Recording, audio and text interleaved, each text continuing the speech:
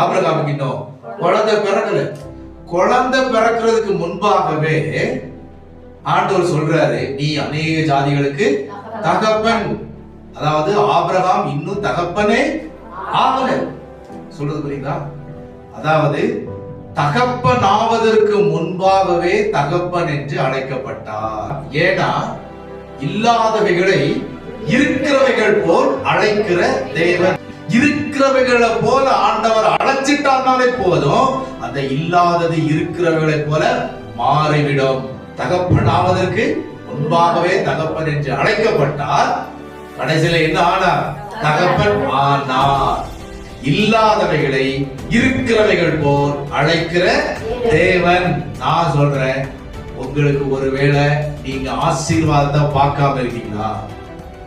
ஆசீர்வாதத்தை பார்க்காம இருக்கீங்களா? இன்னும் ஆசீர்வாதம் உங்களுக்கு வரலையா? ஆசீர்வாதம் எனக்கு இன்னும் வரவே இல்லைன்னு சொல்றீங்களா? நான் சொல்றேன், இல்லாதவைகளை இருக்கிறவைகளை போல் அழைக்கிற தேவன் அப்படின்னா ஆண்டவர் உங்களை பார்த்து இப்பொழுது ஐஸ்வர்யவான்களே அப்படின்னு சொல்றார்.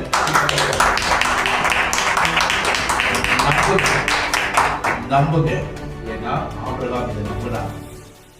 ஆபிரகாம் இதை நம்பினார். தகப்பன் ஆவதற்கு முன்பாகவே தகப்பன் அழைத்தாரு, தகப்பன் ஆனார்.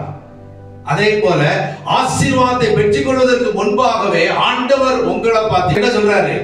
ஐஸ்வர்யவான்களே அப்படின்னு என்ன அர்த்தம்? சீக்கிரமா ஐஸ்வர்யவான்களாக நம்ம மாற போறோம் அர்த்தம். அல்லேலூயா. எப்படி மாற போறோம்? யெகோவா ஈரே, அவர் கூட இருந்து நம்மளை என்ன பண்ண போறார்? ஐஸ்வர்யவானா மாத்த போறாரு. நம்மளோட சுயபலத்துல முடியாது பாருங்க.